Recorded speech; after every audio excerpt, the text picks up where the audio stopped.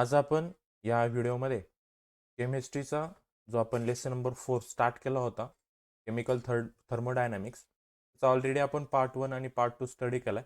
आज आपण या व्हिडिओमध्ये पाहणार आहोत ह्या चॅप्टरचा लास्ट पार्ट नंबर 3. ओके, पहा आता यात आपल्याला स्टडी करायचा आहे. फर्स्ट पॉईंट आहे थर्मोकेमिस्ट्री. तेव्हा थर्मोकेमिस्ट्री म्हणजे काय असतं पहा. तर thermochemistry deals with the enthalpy changes in chemical reaction. आपण एन्थॅल्पीचा स्टडी केला होता. काय डेल्टा एच हा एन्थॅल्पी चेंज आहे, तो कसा कॅल्क्युलेट केला जातो की H2 मायनस H1 करतो आपण, त्याला आपण काय म्हणतो एन्थॅल्पी चेंज म्हणतो. बरोबर.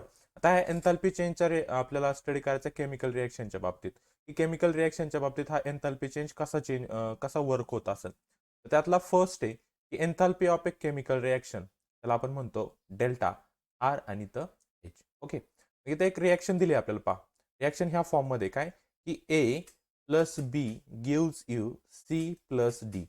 आता पहा इथं हा जो स्मॉल ए दिलाय म्हणजे एवढ्या नंबर ऑफ हा ए, म्हणजे आपण असं लिहितो ना 2H. तर ए हा जो एच याला ए समजा आणि त्याचे 2 मोल, त्याला आपण काय म्हटलं की स्मॉल ए. बरोबर. सेम तसंच इथं स्मॉल बी, इथं स्मॉल सी आणि स्मॉल डी. आता याचे छोटे लेटर लिहिलेत, हे काय आहेत त्याचे मोल्स आहेत. किती मोल्स ऑफ ए, किती moles of B A, same तसंच. समजलं.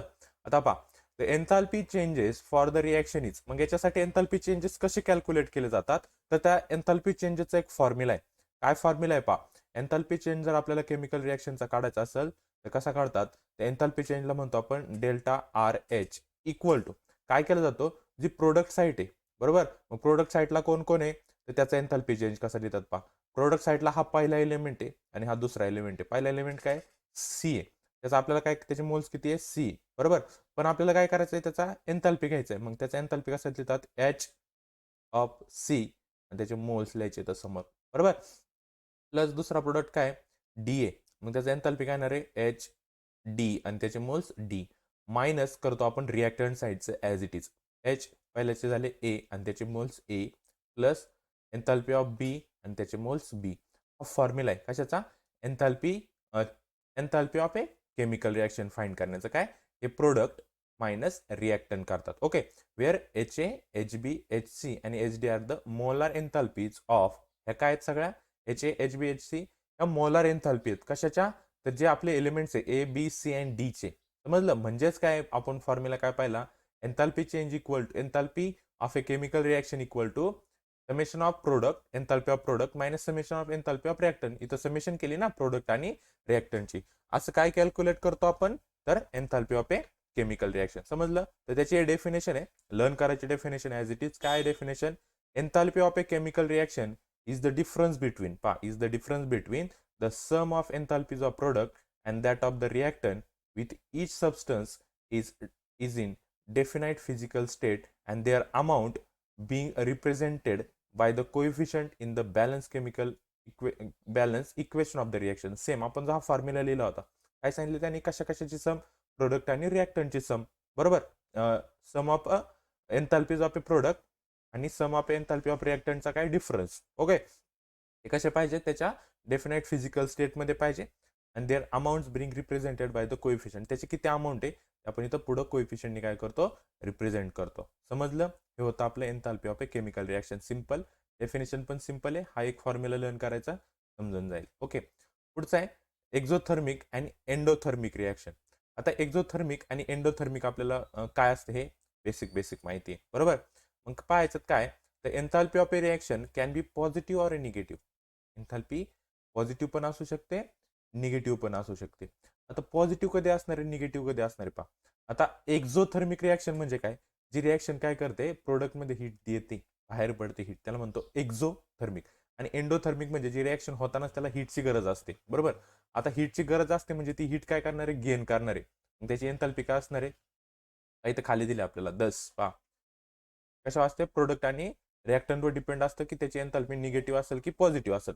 समजा एन्थॅल्पी of product is greater than reactant असेल. पहा फर्स्ट कंडिशन काय, की प्रोडक्टची एन्थॅल्पी ही रिॲक्टंटच्या एन्थॅल्पीपेक्षा जर जास्त असेल तर त्याचं जी एन्थॅल्पी असते ती टोटल एन्थॅल्पी किती असते, पॉझिटिव्ह असते. किती असते, पॉझिटिव्ह. म्हणजे ती रिॲक्शन असते एंडोथर्मिक, कारण प्रोडक्ट साईडला हीट तयार झालेली. आता हे जर रिॲक्टंट साईडला हीटची गरज पडली म्हणजे प्रोडक्टपेक्षा जर रिॲक्टंट साईडची एन्थॅल्पी जास्त असेल तर तिथे एन्थाल्पी कशी असते, टोटल एन्थाल्पी तिथं निगेटिव्ह असते.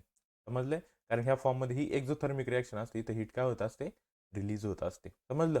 मग त्याचं सेम इथं आपल्याला एक्झाम्पल दिलेली की पहिलं जे एक्झाम्पल आहे ते एंडोथर्मिकचं आहे, जे पॉझिटिव्ह एन्थाल्पीचं एक्झाम्पल आहे, आणि जे खालचं आहे बरोबर ते एक्झोथर्मिकचं आहे, म्हणजे निगेटिव्ह एन्थाल्पीचं एक्झाम्पल आहे. समजले? ही थर्मोकेमिस्ट्री काय असतं. ओके, हे बेसिक आहे. पुढं आपल्याला हा मेन पॉईंट स्टडी करायचा याच्यातला, जो की जास्त करून विचारला जातो एक्झामला 3 मार्क्ससाठी. थर्मोकेमिकल इक्वेशन म्हणजे काय असतं. खूप इझी पॉईंट आहे समजायला पण आणि लिहिण्यासाठी सुद्धा. त्याची पहिली डेफिनेशन पहा काय सांगितले की थर्मोकेमिकल इक्वेशन म्हणजे काय असतं. It is balance chemical equation. हे काय एक बॅलन्स केमिकल इक्वेशन आहे. जसं आपण रिॲक्शन बॅलन्स करतो तसं जे बॅलन्स केमिकल इक्वेशन असतं त्याला आपण थर्मोकेमिकल इक्वेशन म्हणतो. पण त्यात काय, in which enthalpy change, physical state and number of moles of reactant and product have been specified. फक्त याच्यात कसं असतं की त्याचा एन्थाल्पी चेंज म्हणजे जो डेल्टा एच आहे बरोबर, त्यानंतर त्याचे फिजिकल स्टेट म्हणजे सॉलिड आहे, लिक्विड आहे, गॅस आहे, किंवा त्याचे नंबर ऑफ मॉल्स आहेत, हे काय असतात रिॲक्टन आणि प्रोडक्टचे, हे स्पेसिफाईड असतात. ओके, त्याला आपण काय म्हणतो, थर्मोकेमिकल इक्वेशन. सिम्पल काय, एक बॅलन्स केमिकल इक्वेशन आहे, त्यात कंडिशन काय, त्याची enthalpy change, physical state and number of moles of reactant and product has been specified. हे पर्टिक्युलरली काय असतात, स्पेसिफाईड केलेले असतात. ओके, त्याला समजून घेण्यासाठी काय पॉईंट्स आहेत खाली पहा. Consider the balance equation for the रिॲक्टन and product. बरोबर, समजा काय केलं आपण, एक बॅलन्स इक्वेशन घेतलं रिॲक्टन अँड प्रोडक्टचं. तीच रिॲक्शन घेऊयात, A plus B gives you C plus D. Okay, आता याच्यात पहा सेकंड पॉईंट काय सांगितलंय, the value and the appropriate sign of enthalpy change is given on the right hand side. त्याच्या right hand साईडला इकडं म्हणजे ज्या बाजूला प्रोडक्ट असतो त्या बाजूला काय दिलेलं असतं, त्याचं ॲप्रोप्रिएट साईन म्हणजे एन्थाल्पी की पॉझिटिव्ह आहे. खालच्या केमिकल रिॲक्शन मध्ये सुद्धा आपल्याला कळतं की राईट साईडला इथं जे निगेटिव्ह साईन दिले बरोबर, हे कशाचं आहे, एन्थाल्पी चेंजचं साईन आहे बरोबर. दिस व्हॅल्यूज डेल्टा आर पा, delta R H nought, H nought जो वरती दिलाय पा, डेल्टा आर एच, आणि हा नॉट, नॉट म्हणजे स्टँडर्ड बरोबर. आपल्याला कसं पाहिजे, ते सगळे स्टँडर्ड फॉर्म मध्ये पाहिजे, म्हणून नॉटचा अर्थ काय होतो, स्टँडर्ड. आणि हे डेल्टा आर एच म्हणजे केमिकल इक्वेशनची एन्थाल्पी. समजला. सेकंड पॉईंट काय सांगितलं, सेकंड पॉईंट मध्ये जी काय एन्थाल्पी पॉझिटिव्ह असेल किंवा निगेटिव्ह असेल ती कुठं असते, राईट हँड साईडला लिहिलेलं असते. ओके, तिसरा, the physical state of a reactant and product are specified by letter S म्हणजे सॉलिड, एल लिक्विड, जी म्हणजे गॅस, अँड एक्यू म्हणजे ॲक्वियस. हे तर आपल्याला माहिती की त्याची स्टेट्स काय असतात, स्पेसिफाय केलेल्या असतात. ओके, मग त्याचं दिलं आपल्याला की जे स्टँडर्ड फॉर्म मध्ये जी एन्थाल्पी असते केमिकल रिॲक्शनची, delta R H dot, value refers to physical state of a substance those appear in the equation. त्याच्यावरूनच त्याची काय करते, आपल्याला एन्थाल्पीची व्हॅल्यू कळते. ओके, नंतर फोर्थ पॉईंट याचा, the given value of delta R H naught assume that the reaction occurs in a given direction. आता याची जी व्हॅल्यू असेल त्याच्यामुळे आपल्याला कळतं की रिॲक्शन कोणत्या डायरेक्शनला होतीये, जे रिॲक्टंट ग्रेटर आहे की प्रोडक्ट ग्रेटर आहे. Okay, delta R H nought for the reverse reaction equals in magnitude and opposite in sign to that of the forward reaction. पा, समजा कन्सिडर करा ही जे खाली आपल्याला एक्झाम्पल दिलेले आहे बरोबर, मिथेनची जे रिॲक्शन दिलेली आहे ऑक्सिजन बरोबर. आता ही समजा रिॲक्शन आहे, याची एन्थाल्पी कशी निगेटिव्ह आलेली आहे. हीच रिॲक्शन जर मी रिव्हर्स करून लिहिली, म्हणजे CO2 आणि 2H2 रिॲक्टंट साईडला लिहिलं आणि मिथेन आणि ऑक्सिजन जर प्रोडक्ट साईडला लिहिलं, तर एन्थाल्पीचं साईन पण चेंज होतं. ते काय होतं, पॉझिटिव्ह होतं. म्हणजे रिव्हर्स केलं तर साईन काय होतं, चेंज होतं. ओके, मॅग्निट्यूड वगैरे सेम राहतं त्याचं. Exothermic reaction on reversal become exothermic and vice वर्सा.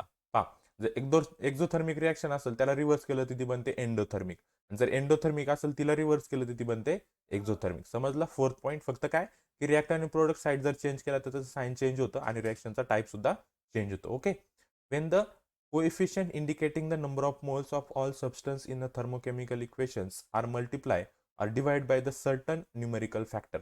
हा, इथं जर समजा आपण 2 ने मल्टिप्लाय केलं तर सगळ्याला काय करावं लागतं, इथं असं 2 ने मल्टिप्लाय करावं लागतं.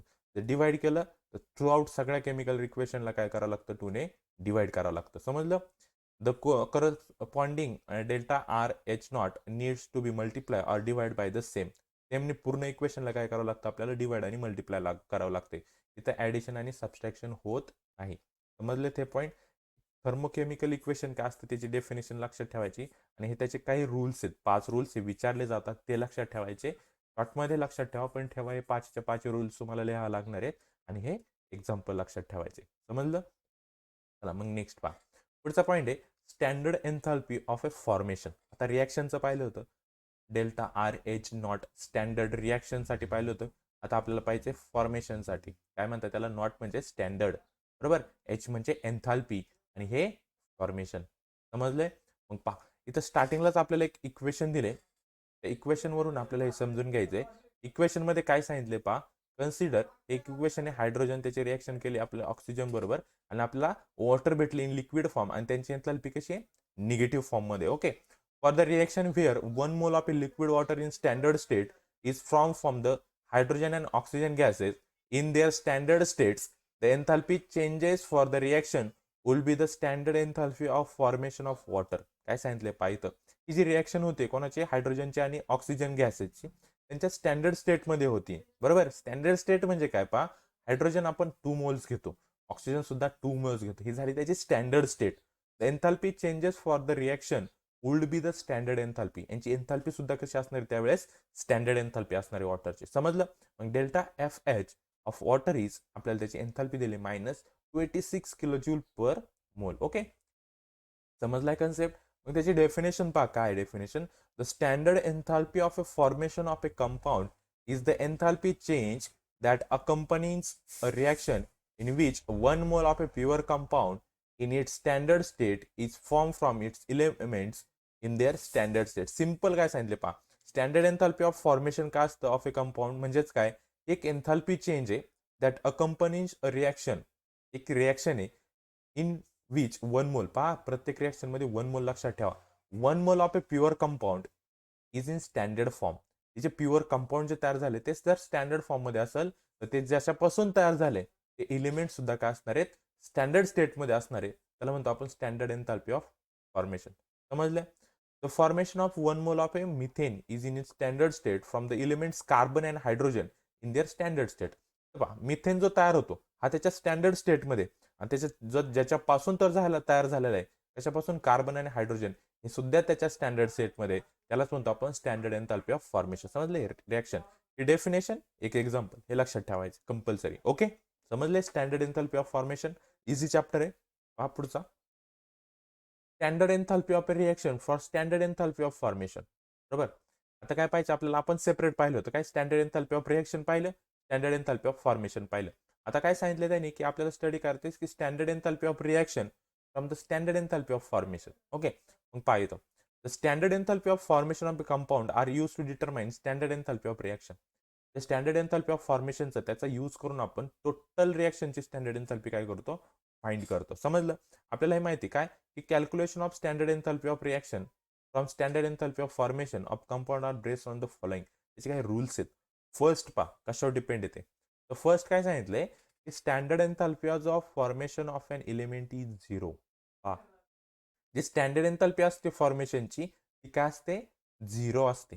समजलं? पाहिजे दिले standard enthalpy of formation equal to standard enthalpy of reaction is equal to standard enthalpy of entire reaction is equal to 0. कधी?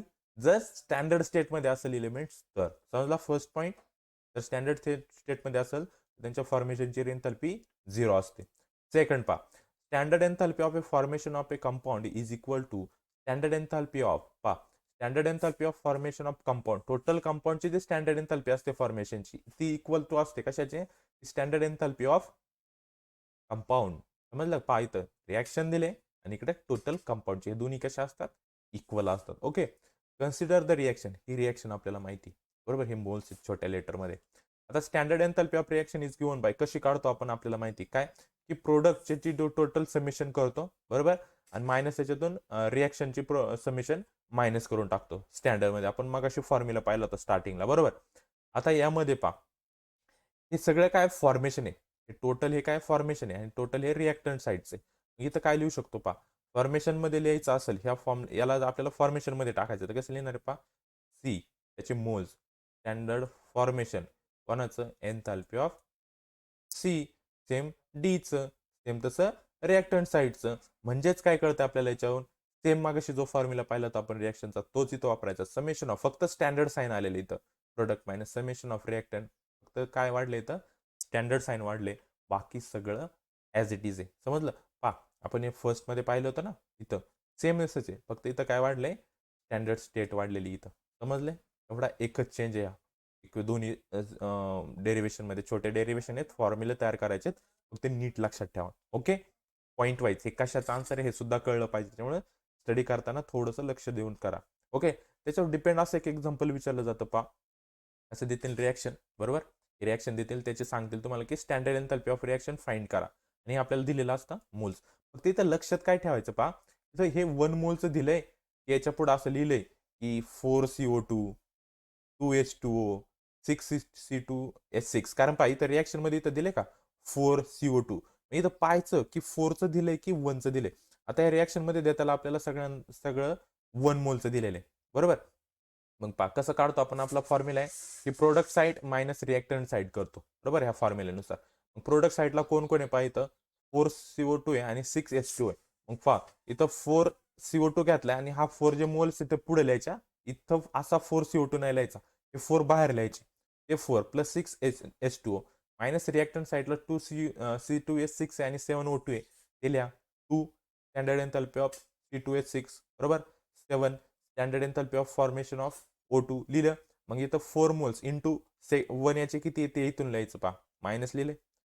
प्लस 6 मोल्स ऑफ काय आता इकडं H2 आहे, मग H2O चे किती आहे 258 आहे, ते लिहिले, बरोबर? आणि इकडं काय फक्त C2H6 आहे, त्याची लिहा. मायनस 2 मोल्स ऑफ C2H6 ची आपल्याला इथं दिलेली, ती लिहिली.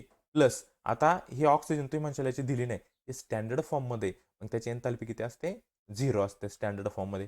सगळ्यांची ॲडिशन करा, तुम्हाला तुमचा आन्सर भेटेल. सिम्पल एक्झाम्पल आहे, फक्त नीट स्टडी करा. हे फॉर्म्युला याच्यात लक्षात ठेवा. कोणता फॉर्म्युला आहे पहा, या फॉर्म्युला तुम्हाला सगळं लिहिता येईल. ए हा जो फॉर्म्युला आहे ना स्टँडर्ड एन्थॅल्पीचा, हा फॉर्म्युला फक्त लर्न करा. फक्त प्रोडक्ट एका बाजूला मायनस रिॲक्टंट एका बाजूला करायचे. समजलं? हे काय स्टँडर्ड एन्थॅल्पी ऑफ रिॲक्शन आहे. सेम असाच अजून एक पॉईंट आहे आपल्याला, त्याच्यात काय केलं जातं, रिॲक्टंट मधून प्रोडक्ट मायनस केले जातात. म्हणून लक्षात ठेवा नाव काय, स्टँडर्ड एन्थॅल्पी ऑफ रिॲक्शन आहे हा. ओके, नेक्स्ट पहा आता स्टँडर्ड एन्थॅल्पी ऑफ कंबशन. काय पाहिजे आपल्याला, स्टँडर्ड एन्थॅल्पी ऑफ कंबशन. इथे एक रिॲक्शन दिली आपल्याला C2H2 प्लस 5O2, त्याच्यापासून आपल्याला 2CO2 प्लस H2O भेटतो आणि त्याची एन्थॅल्पी दिली. आता याच्यावरून काय कळतं पहा आपल्याला, in the above reaction the standard एन्थॅल्पी changes of the oxidation reaction. He reaction कोणती, ऑक्सिडेशन, कारण ऑक्सिजन बरोबर रिॲक्शन झाली. कंबशन रिॲक्शन ही ऑक्सिडेशन रिॲक्शन असते, बरोबर? त्याच्यात एवढी काय भेटली आपल्याला, एन्थॅल्पी भेटली. Is the standard enthalpy of combustion of C2H2. Main कोण याच्यात C2H2, त्याची आली स्टँडर्ड एन्थॅल्पी. ओके, त्याची डेफिनेशन काय पहा, the standard enthalpy of a combustion of a substance is the standard enthalpy change accompanying a reaction in which 1 mole of a substance in its standard state is completely oxidized. काय definition आहे पहा standard enthalpy of कंबशनची, काय सांगितले, the standard enthalpy of combustion of a substance. कोणत्याही पण सबस्टन्सचा जर आपल्याला standard एन्थॅल्पी पाहिजे असेल कंबशनची, ही काय इथं स्टँडर्ड एन्थॅल्पी, ही कशी आहे standard एन्थॅल्पी changes accompanying a reaction in which, ह्या रिॲक्शन मध्ये काय होतं की 1 मोल ऑफ ए सबस्टन्स, जो 1 मोल याचा या सबस्टन्सचा in it standard state is completely oxidise. तो काय झाला पाहिजे, कम्प्लिटली ऑक्सिडाइज झाला पाहिजे. त्याला म्हणतो आपण स्टँडर्ड एन्थॅल्पी ऑफ कंबशन. समजलंय? त्याला दाखवतो आपण standard enthalpy of combustion. Standard साठी नॉट, एन्थॅल्पी आणि कंबशनचा सी. समजलं? नेक्स्ट पाहता मग पुढचं आहे बॉन्ड एन्थॅल्पी. पहा मगाशी मी जे सांगितलं होतं ना स्टँडर्ड एन्थॅल्पी ऑफ रिॲक्शन, त्याची इथं पहा हा फॉर्म्युला, आणि त्याचा फॉर्म्युला काय होता, प्रोडक्ट मायनस रिॲक्टंट होता. पण बॉन्ड एन्थॅल्पीचा फॉर्म्युला काय, रिॲक्टंट मायनस प्रोडक्ट, एवढाच चेंज आहे दोन्हीमध्ये, बरोबर? नाही तर बाकी सगळं सेम आहे. याच्यात बॉन्ड एन्थॅल्पी मध्ये होतं काय पहा, मी एक कन्सेप्ट सांगतो. जर H2 असेल तर काय केलं जातात, H आणि H असा बॉन्ड असतो ना H2 मध्ये, हा बॉन्ड फक्त इथं ब्रेक होतो आणि हा एक H वेगळा आणि एक H वेगळा केला जातो. समजलं? सेम पहा, जर क्लोरीन असेल Cl2, याच्यात बॉन्ड कसा असतात, Cl बॉन्ड Cl असतो ना, याचा फक्त बॉन्ड ब्रेक केला जातो. जिथं बॉन्ड ब्रेक होतो त्याला आपण बॉन्ड एन्थॅल्पी म्हणतो. समजला? हा सिंपल कन्सेप्ट, असा फक्त सिंपल कन्सेप्ट लक्षात ठेवा, डेफिनेशन लक्षात राहतात ऑटोमॅटिक, बरोबर? इथं पहा H2 चे केलेत का, HH रिमूव्ह, त्याच्यापासून काय भेटले, बॉन्ड रिमूव्ह केल्याच्या नंतर आपल्याला पॉझिटिव्ह एन्थॅल्पी भेटते. ओके, हिट काय होते, रिलीज होते. It shows the HH bond in 1 mole of hydrogen gas is decomposed producing gaseous H item. The enthalpy changes of the reaction. एन्थॅल्पी काय आहे रिॲक्शनची ती दिलेली आपल्याला. इथं फक्त काय केलं जातं, बॉन्ड ब्रेक केला जातो, एवढं लक्षात ठेवा. पहा इथं enthalpy change required to break a particular covalent bond. काय केलं जातं इथं, कोव्हॅलंट बॉन्ड, पर्टिक्युलर जो कोव्हॅलंट बॉन्ड असतो त्या एलिमेंटचा किंवा ॲटमचा, तो ब्रेक केला जातो in 1 mole of a gaseous molecule to produce gaseous item.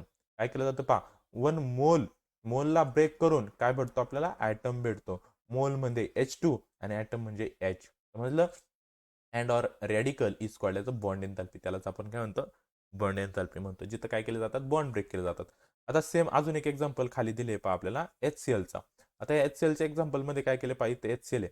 HCl मध्ये असा बॉन्ड असतो H बॉन्ड Cl, हा कोव्हॅलंट बॉन्ड आहे. ह्याला ब्रेक केलं जातं. मग आपल्याला भेटतं काय, हायड्रोजन गॅस वेगळा भेटतो प्लस क्लोरीन गॅस भेटतो.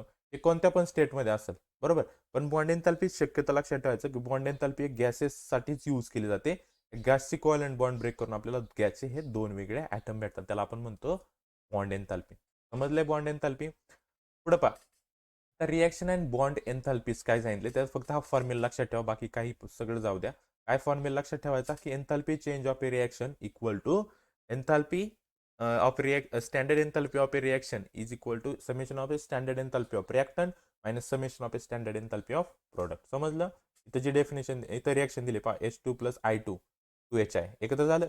आता यांची एन्थॅल्पी कशी काढणार आहे पहा, पहिल्यांदा घेणार रिॲक्टंट घेतला का, इथं पहा रिॲक्टंट बॉन्ड असे वेगवेगळे दाखवायच्या. आता इथं H2 आहे ना, मग त्याचे बॉन्ड कसे पहा, स्टँडर्ड एन्थॅल्पी ऑफ H2 न दाखवता H बॉन्ड H दाखवायचा, कारण इथे काय आहे, हे बॉन्ड एन्थॅल्पीसाठी. Plus standard enthalpy of I2 आहे तर I बॉन्ड I दाखवायचं, मायनस काय करायचं आपल्याला, किती मोल्स आहेत, 2 मोल्स आहेत, मग ते पहिल्यांदा 2 मोल्स लिहायचे, मग लिहायचं स्टँडर्ड एन्थॅल्पी ऑफ काय, तर HI, मग याचा पण बॉन्ड लिहायचा H बॉन्ड I. हा फॉर्म्युला आहे कशाचा, बॉन्ड एन्थॅल्पीसाठीच्या रिॲक्शनचा. समजले बॉन्ड एन्थॅल्पी काय. ओके, नेक्स्ट पाहता, त्याच्यावर पण एक एक्झाम्पल विचारलं जातं पहा. दोन्ही एक्झाम्पलमध्ये सेम आहे हा. तिथं पण विचारलं जातं कॅल्क्युलेट द स्टँडर्ड एन्थॅल्पी, तिथं सुद्धा विचारलं जातं कॅल्क्युलेट द स्टँडर्ड एन्थॅल्पी. मग लक्षात कसं ठेवायचं की आधी प्रोडक्ट घ्यायचं की रिॲक्टंट, ह्या बॉन्डवर लक्षात ठेवायचं. असं जर बॉन्डमध्ये दाखवलं असेल तर लक्षात ठेवायचं आपल्याला रिॲक्टंट मायनस प्रोडक्ट करायचंय. आणि सिम्पल तिथं जर असं दिलं असेल, NH दिलं असेल डायरेक्ट बॉन्ड न दाखवता, तर समजायचं आपल्याला प्रोडक्ट मायनस रिॲक्टंट करायचं. ओके, हा एक डिफरन्स आहे त्याच्यात. याच्यावरूनच तुम्हाला फॉर्म्युला लक्षात ठेवावं लागेल, कारण दोन्हीचे फॉर्म्युले सेम आहेत. फक्त इथं रिॲक्टंट आहे, तिथं प्रोडक्टमधून रिॲक्टंट मायनस केला जातो, इथं रिॲक्टंटमधून प्रोडक्ट मायनस केला जातो. आणि फक्त लक्षात काय ठेवायचं, हा बॉन्ड आला तर लक्षात ठेवायचं आपल्याला रिॲक्टंटमधून प्रोडक्ट मायनस करायचा आहे. तर विदाऊट बॉन्ड आला पहा, हे जे एक्झाम्पल होतं, इथं असे काय बॉन्ड आहे का, CO2 मध्ये डायरेक्ट CO2 लिहिलंय ना, तर तिथं आपल्याला प्रोडक्ट मायनस रिॲक्टंटचा फॉर्म्युला वापरायचा आहे. समजलं. मग सेम आहे, फक्त इथं रिॲक्शन लिहिताना सुद्धा तुम्हाला ही जे आता इथं N2H4 लिहिलंय ना, ते बॉन्डमध्ये दाखवायचं पहा. इथं दिले का N2 आणि 4 हायड्रोजन गॅस प्लस इथं H2 आहे, तर डायरेक्ट रिॲक्शनला चेंज करताना कोव्हॅलंट बॉन्डच्या फॉर्ममध्ये दाखवायचे. आणि सुद्धा ट्वाईस लिहिला आहे तर 2 NH3, N ला 3H. समजलं. मग फॉर्म्युला लिहायचा. मग इथं काय पहा, मोजायचे तर आपल्याला बॉन्ड. पहिल्यांदा NH बॉन्ड घ्या. हा कॅल्क्युलेट करायचं किती NH बॉन्ड आहे पहा. हा वरती एक NH बॉन्ड, 1 2 3 आणि 4 बॉन्ड आहे NH. समजलं का, पहा परत दाखवतो मी. हे पहा, हा वरचा 1 बॉन्ड, 2 बॉन्ड, खालचा NHचा 3 बॉन्ड आणि 4 बॉन्ड, म्हणून इथं लिहिलंय 4 आणि एन्थॅल्पी ऑफ NH बॉन्डची लिहिली. प्लस इथं काय एकच बॉन्ड आहे, म्हणून इथं लिहिणार आहे, हा इथं मध्ये राहिला ना N आणि Nचा एक बॉन्ड राहिला ना मधला, तो पण लिहायचा. मग Hचा बॉन्ड, ओके, मायनस प्रोडक्टला पहा किती आहेत. हा NH एक बॉन्ड, हा दुसरा NH एक बॉन्ड, हा तिसरा NH एक बॉन्ड, त्याला मल्टिप्लाय बाय 2 आहे, म्हणजे 3/2 किती झाले, 6. मग इथं लिहिलंय 6 एन्थॅल्पी चेंज ऑफ NH बॉन्ड. इथं फक्त व्हॅल्यू टाका. मग इथं पहा, इथं किती आहे 4, हे 1 आहेत ना, इथं डेल्टा N, पहिल्यांदा N बॉन्ड लिहिलाय, मग 1 1 वाले लिहिलेत, बरोबर. आणि इथं काय 4 आहे, इकडं 4 आहे आणि इकडं 6 आहे, बरोबर. मग इथं किती राहिले, 6 - 4 आहे, ह्या बाजूला फक्त 2 राहिले. किंवा डायरेक्ट तुम्ही व्हॅल्यू इथं टाकला तरी चालेल, किंवा शॉर्टमध्ये केलं तरी चालेल. पहा, रिॲक्टंट साईडला 4 आहे, प्रोडक्ट साईडला 6 आहे, जास्त 2 याच्याकडे ना, याला रिमूव्ह करा, इकडे फक्त 2 घ्या, संपलं. आणि कॅल्क्युलेट करा. समजलं हे एक्झाम्पल. ओके, नाही समजलं ते मला डाऊट्स विचारत चला. ओके, पहा आता पुढचा. आता आपल्याला हां, हेच law of a constant heat समेशनचा स्टडी करायचा आहे. सिम्पल आहे. पाहायच्यात काय सांगितलंय, काय हा Hess law of constant heat summation. The law state that overall the enthalpy change for a reaction is equal to, काय सांगितलं पहा, overall enthalpy change of a reaction, total overall किती रिॲक्शन आहे त्याच्यात, त्या रिॲक्शनचा चेंज आहे एन्थाल्पीचा, is equal to sum of enthalpy change of individual step. प्रत्येक स्टेपच्या एन्थाल्पीची समेशन करायची, तेव्हा आपल्याला टोटल रिॲक्शनची काय भेटणार, एन्थाल्पी भेटेल. समजलं. मग हे डिटरमाइन जर कसं करतात पहा, determine the overall reaction of air enthalpy of reaction, reactant and product in the individual step and added or subtracted like algebraic entities. पहा, हे नसेल कळत त्याच्यावरून कळत. कन्सिडर करा सिंथेसिस करायचे आपल्याला NH3. आता ही 2 स्टेप रिॲक्शन आहे पहा. पहिल्यांदा हायड्रोजन गॅसची नायट्रोजन गॅस बरोबर रिॲक्शन करतात, N2H4 भेटतो. ही झाली फर्स्ट स्टेप. परत N2H4 ला परत हायड्रोजन बरोबर रिॲक्ट करून मग आपल्याला काय भेटतो, NH3 भेटतो. झाल्या 2 स्टेप. आता इथं काय केलं जातं पहा, इकडं पहा प्रोडक्ट साईड, पहिल्या रिॲक्शनची प्रोडक्ट साईड ही दुसऱ्या रिॲक्शनच्या रिॲक्टंट साईड बरोबर कट करता येते सेम असेल तर, किंवा पहिल्या रिॲक्शनचा रिॲक्टंट साईड ही दुसऱ्या रिॲक्शनच्या प्रोडक्ट साईड बरोबर कट करता येते. म्हणजे असं आहे पहा, A+B इक्वल टू C असेल आणि इथं असेल C+D इक्वल टू B असेल, बरोबर. बी नाही, इथं समजा F आहे असं कन्सिडर करा, तर हा C आणि हा C आपण कट करू शकतो. पण इथं पण C+D इक्वल टू B आहे आणि इथं C+B इक्वल टू A असं असेल तर हा C आणि हा C कट होत नाही.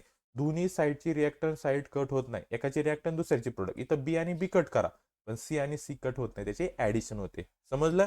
इथं हे झाले NH2 हे कट झाले, मग इथं काय राहिलं पहा, हे 2H2 आणि हा खालचा H2 किती झाले CH2 केले ऍड. अजून एक N2, इकडच्या बाजूला काय राहिले पहा, फक्त 2NH3 राहिले, हे राहिलं. यांची एन्थाल्पी जर केली कॅल्क्युलेट केली आपण, याची 94 मायनस 186 करा, त्याचं येतं -92.2. अशी ओव्हरऑल करून काय ऍडिशन किंवा सबट्रॅक्शन करून ओव्हरऑल रिएक्शनची एन्थाल्पी फाइंड केली जाते. त्यालाच म्हणतात हेस लॉ. समजलं. याच्यात काय करणार आहे, टोटल मी दिलं याच्यात, हे सगळं करायचे, हे एक्झाम्पल सुद्धा लिहायचे. समजलं. डेफिनेशन लिहून सिम्पल आहे, फक्त नीट लक्षात ठेवा. त्याच्यावर रिॲक्शन वर एक्झाम्पल पण आहे. Calculate the standard enthalpy of reaction, he reaction तुम्हाला दिलेली आहे. ते रिॲक्शन कशी करतात त्याचे पण स्टेप्स पण तुम्हाला गिवन दिले असतात, दोन्ही पण तुम्हाला फक्त लिहायचंय. आता पहा, ही रिॲक्शन पाहिली तर इथं एल एकाच साईडला आहे, बरोबर. कट करायला काहीच नाही. इथं पण Al2O3 आणि Al2O3 एकाच साईडला आहे, कट करायला काहीच नाही. तर याच्यात एक ट्रिक वापरू शकता तुम्ही, काय रिव्हर्स करा कोणत्या तरी एका इक्वेशनला. पहा, हे जे फर्स्ट इक्वेशन आहे त्याला रिव्हर्स केलंय.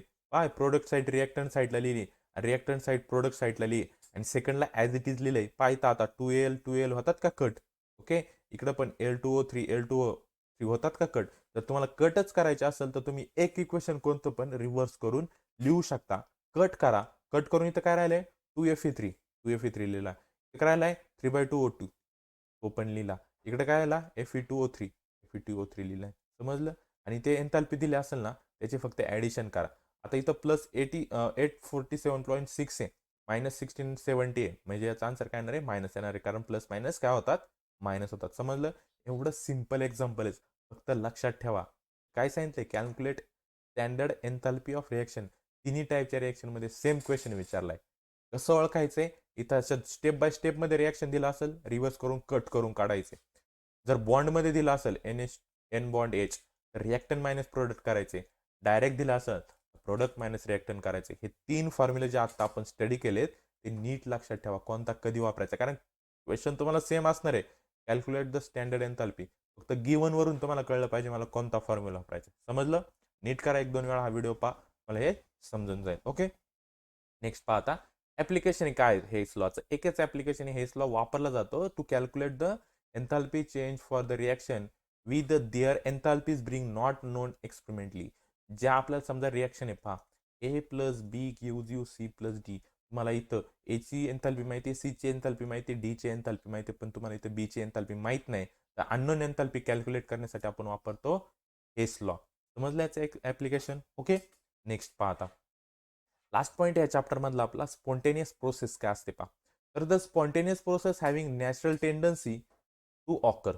दिस process do not require any external influence of their occurrence. Spontaneous process म्हणजे काय, अशी रिॲक्शन जिला बाहेरच्या कशाची गरज नसते, ती स्वतःच, म्हणजे समजा ही रिॲक्शन आहे A+B गिव्ज यू C+D, त्याला बाहेरून कशाची हीटची गरज नाही, कोणत्याही मीडियमची गरज नाही, ती स्वतःची रिॲक्शन स्वतःच करते. त्याला म्हणतो आपण स्पॉन्टेनियस प्रोसेस. काय म्हणतो त्याला आपण, स्पॉन्टेनियस प्रोसेस. समजलं. एनी एक्सटर्नल इन्फ्लुएन्सची गरज नसते त्याला तयार होण्यासाठी. ओके. मग त्याचे काही की पॉईंट आहेत पहा. First, it occurs of its own and does not require any external agency to occur. स्वतःची रिॲक्शन स्वतः करतं, त्याला बाहेरच्या कोणत्याही मटेरियलची किंवा एजन्सीची गरज नसते. ओके. सेकंड पॉईंट आहे, it produces in one direction and cannot takes place in the opposite direction unless the external stimulation is present. पहा काय सांगितलंय, it process in one direction. आता A+B गिव्ज यू C+D ना, तर ह्याच direction मध्ये ती प्रोसेस होणार. ओके. ती रिव्हर्स होत नाही किंवा अपोजिट डायरेक्शन नाही होणार अशी. C plus D gives you A plus B, याच्यात अपोजिट डायरेक्शन होत नाही. हा सेकंड पॉईंट आहे. थर्ड पॉईंट आहे the spontaneous process can be rapid or slow or the spontaneity is not concern with the rate of the reaction. याची प्रोसेसची rapid ती slow होणार आहे की फास्ट होणार आहे, स्पॉन्टेनियस आहे की नॉट स्पॉन्टेनियस आहे, त्या रिएक्शनच्या रेटवर डिपेंड नसतो. समजलं. नंतर the process continue till equilibrium is rich. He process कुठपर्यंत राहते, जोपर्यंत ती इक्विलिब्रियम स्टेटला येत नाही, म्हणजे जोपर्यंत ती बॅलन्स होत नाही तोपर्यंत ही प्रोसेस होत राहते, स्पॉन्टेनियस प्रोसेस. समजलं. The spontaneous process tends to occurs in a direction that leads to equilibrium. Simple. काय स्पॉन्टेनियस प्रोसेस म्हणजे काय, कुठपर्यंत होत राहते ही नॅचरल प्रोसेस, जोपर्यंत त्याची इक्विलिब्रियम स्टेट येत नाही तोपर्यंत ही प्रोसेस होत राहते. समजलं स्पॉन्टेनियस प्रोसेस. ओके. पुढचा पॉईंट आहे त्यातलाच की एनर्जी आणि स्पॉन्टेनिटी म्हणजे काय असतं. तर spontaneous reaction takes place in a direction in which energy of a system is lowered. पहा, कोणत्या डायरेक्शनला होत असते, ज्या डायरेक्शनला सिस्टीमची एनर्जी लो असेल, म्हणजे काय हाय पासून लोकडे ही स्पॉन्टेनियस प्रोसेस का होत असते, कॅरी होत असते. समजलं. ज्या बाजूला एनर्जीचा फ्लो लो आहे त्या बाजूला ही स्पॉन्टेनियस रिएक्शन टेक्स प्लेस होते. ओके. नंतर पुढचा आहे it is loss Wien spontaneous process occurs in exothermic reaction. ज्यावेळेस एक्झोथर्मिक रिएक्शन मध्ये स्पॉन्टेनियस प्रोसेस चालू असेल तिथे हीट काय होते, लॉस होते. एक्झाम्पल दिले आपल्याला NaOH and HCl reacts and it's is example of exothermic reaction. ज्यावेळेस या दोन्हीची रिएक्शन होते, पहा रिएक्शन आपल्याला माहिती काय की NaOH प्लस जर HCl केलं त्याच्यापासून आपल्याला भेटतं NaCl प्लस H2. बरोबर. ही झाली स्पॉन्टेनियस प्रोसेसचं एक्झाम्पल. हे एक्झाम्पल लिहायचा, एक्झाम मध्ये विचारलं तर ही रिएक्शन पण लिहा, सिंपल आहे. पुढचा point heat is gain in endothermic reaction. पहा दोन पॉईंट आपल्याला इथं सिंपल भेटलं. एक्झोथर्मिक रिएक्शन मध्ये जर स्पॉन्टेनियस प्रोसेस असेल तर हीट लॉस होते. एंडोथर्मिक रिएक्शन मध्ये जर स्पॉन्टेनियस प्रोसेस असेल तर ती हीट काय होते, गेन होते. मग याचं पण एक्झाम्पल आहे एंडोथर्मिकचा. Ice start melting at 0 degree Celsius of temperature. पहा जेव्हा टेम्परेचर 0 डिग्री सेल्सिअस होतं तिथं आईस काय होतं, मेल्ट व्हायला सुरुवात होते, त्याचं वॉटर तयार होतं. समजलं. ही एंडोथर्मिक रिएक्शन, त्यात हीट काय होते, गेन होते. आणि एक्झोथर्मिक रिएक्शन मध्ये हीट लॉस होत असतं. समजलं एनर्जी आणि स्पॉन्टेनिटी. पुढचा एंट्रॉपी काय, पहा एंट्रॉपी. ओके. आता entropy is nothing but measures of disorderness of substance. पहा एंट्रॉपी म्हणजे काय, जो सबस्टन्स आहे त्याची डिसऑर्डरनेस. बरोबर. आता डिसऑर्डरनेस म्हणजे काय असतं, पहा सिंपल एक्झाम्पल आहे. सॉलिड जर पाहिलं तर त्याच्यात असे जे ॲटम्स असतात असे बरोबर पर्टिक्युलर प्लेसवर काय असतात, असे बाउंड केलेले असतात. पण ते जर गॅसमध्ये पाहिलं तर त्याची डिसऑर्डर तयार होते, कुठं पण होतात. ही डिसऑर्डर ज्याच्यात मेजर केली जाते त्याला आपण एंट्रॉपी म्हणतो. काय म्हणतो त्याला, entropy. Okay. Higher the disorderness more the entropy. जेवढी डिसऑर्डरनेस त्याची जास्त, त्याची एंट्रॉपी तेवढी जास्त. मग सिंपल पाहिजे आपल्याला एक एक्झाम्पल दिले. सॉलिडमध्ये डिसऑर्डरनेस ही खूप कमी असते कारण ऑर्डर्ड मॅनरमध्ये ते अरेंज केलेले असतात, म्हणजे याची एंट्रॉपी खूप लो असते. समजलं. पुढे पाहिलं लिक्विडमध्ये थोडी थोडी याची डिसऑर्डरनेस वाढायला लागते. इथं काय होते, एन्थॅल्पी थोडीशी ज्याची एंट्रॉपी ती मॉडरेट मध्ये असते. गॅसमध्ये पाहिलं त्याची एंट्रॉपी खूप हाय असते कारण इथं सगळीच डिसऑर्डर असते, कोणताही आयटम कुठं पण असतो, तिथे एंट्रॉपी काय असते त्याची जास्त असते. समजलं. ही एंट्रॉपी आपण रिप्रेझेंट करतो एस लेटरने आणि चेंजेस त्याचा चेंज इन एंट्रॉपी असेल तर ती डिप्रेझेंट करतो डेल्टा. डेल्टाचा अर्थ होतच चेंज. समजलं. त्याची कंडिशन आहे, पहिली कंडिशन फॉर जर एंट्रॉपी ही ग्रेटर दॅन 0 असेल. बरोबर. काय एंट्रॉपी ग्रेटर दॅन 0 कधी असते, ज्यावेळेस ऑर्डर स्टेट ही डिसऑर्डर स्टेटमध्ये कन्वर्ट होते, म्हणजे ते त्यावेळेस त्याचा डेल्टा एस का असणार, पॉझिटिव्ह. म्हणजे जे ऑर्डरमध्ये असेल ते जर डिसऑर्डरमध्ये गेलं तर पॉझिटिव्ह. समजलं. त्याचे एक्झाम्पल दिले आपल्याला इथं खाली. ओके. पुढचा पहा क्वांटिटेटिव्ह डेफिनेशन ऑफ एंट्रॉपी. बरोबर. हे एंट्रॉपीचा कन्सेप्ट होता, एक्झाम्पल लक्षात ठेवायच्या. आता पहा त्याची डेफिनेशन काय, quantitative definition. Okay. Entropy is measures of molecular disorder of the randomness. हे तर आपल्याला कळलं की डिसऑर्डरनेस किंवा रँडमनेस मेजर करण्यासाठी एंट्रॉपीचा यूज केला जातो. And entropy of a system is equal to heat transfer, बरोबर, to system in reversible manner divided by the temperature in kelvin. पा डेफिनेशन सिंपल. काय की entropy of a system is equal to काय, heat transferred, जेवढी heat काय झाली आहे, transferred झाली टू द सिस्टीम. कुठं दिले, सिस्टीमला दिले, म्हणजे त्या सिस्टीमने हीट काय केली, रिसिव्ह केली. म्हणून इथे लिहिले REV हीट. आणि त्या सिस्टीमने रिसिव्ह केली, हीटला ट्रान्सफर केले सिस्टीमला, म्हणजे सिस्टीमने ती रिसिव्ह केली ना. पा ही सिस्टीम आहे, मी जर इकडून ट्रान्सफर करतो त्याचा अर्थ काय होतं, ही सिस्टीम त्याला रिसिव्ह करते. त्या दोन्हीचे डिव्हिजन काय आपली हीट ट्रान्सफर त्याला जर डिवाइड केलं आपण टेम्परेचरनी तर ते आपल्याला काय भेटते त्याची डेफिनेशन काय एंट्रॉफी भेटते. आणि ती कशात मेजर केली जाते हीटेवरती जूलमध्ये मेजर केली जाते आणि खालचं टेम्परेचर केल्विन म्हणजे याचं युनिट लिहू शकतो आपण जूल पर केल्विन. समजले. इथपर्यंतच हा चॅप्टर होता. ओके नीट स्टडी करा. सिम्पल चॅप्टर आहे फर्स्ट चॅप्टर. याच्या पुढचा चॅप्टर आपण नेक्स्ट व्हिडिओमध्ये पाहू.